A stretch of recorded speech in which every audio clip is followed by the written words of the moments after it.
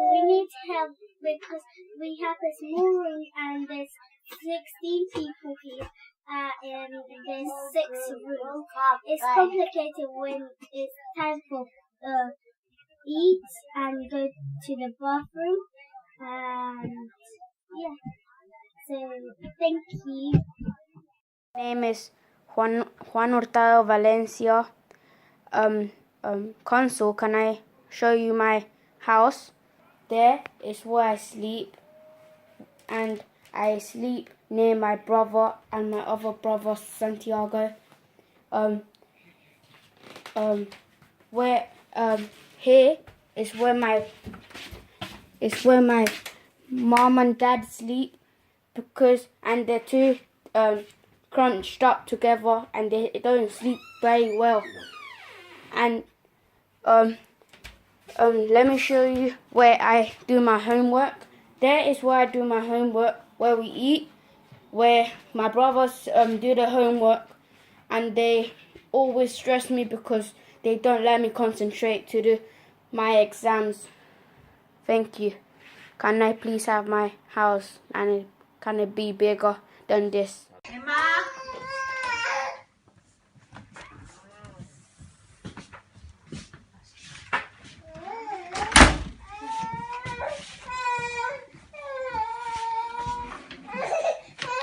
Sandy, speak about.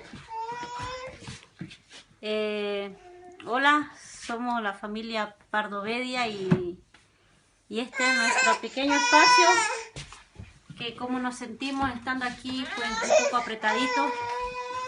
Está la cuna de la bebé, Emma, Jason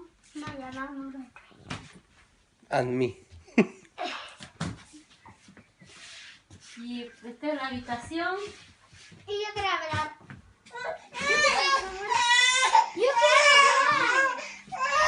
Quiero hablar. Aquí tenemos el pequeño baño. Y yo quiero hablar. Donde todos los días tenemos que sacar y poner eso para ducharnos.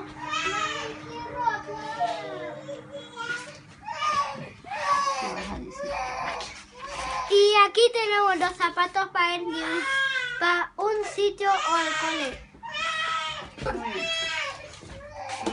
Y la pequeña cocina que aquí tenemos todo así un poco desordenado, pero ahorita lo vimos. Sí, y aquí There are 5 families in our group living in severely overcrowded accommodation. The accommodation is so overcrowded that it meets the definition of being statutorily overcrowded. The families notified Southwark Council of their situations in May last year and in July last year, but the council have been failing to act.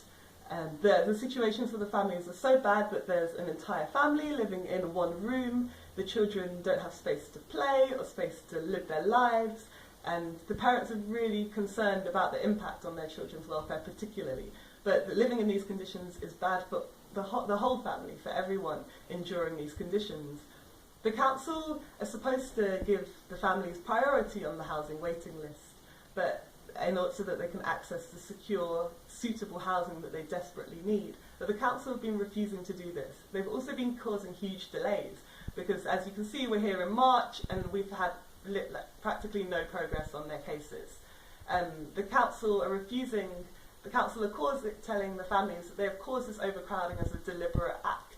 This is totally wrong, and it's deeply insulting to the families who have been doing everything they can to improve their housing situation.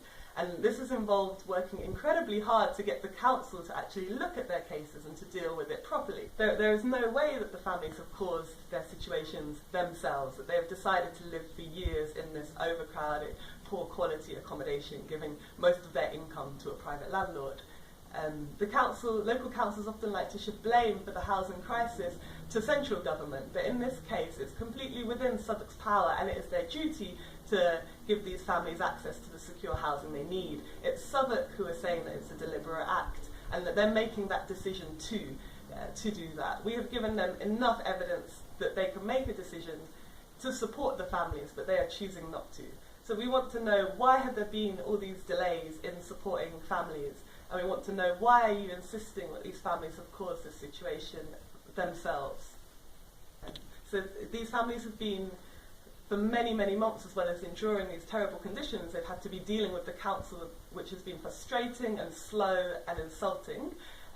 If we were asking if people will show support for these families, to please contact the counsellor for housing, which is Stephanie Cryan, and to contact the council about these cases in support of them and demanding swift action from the council.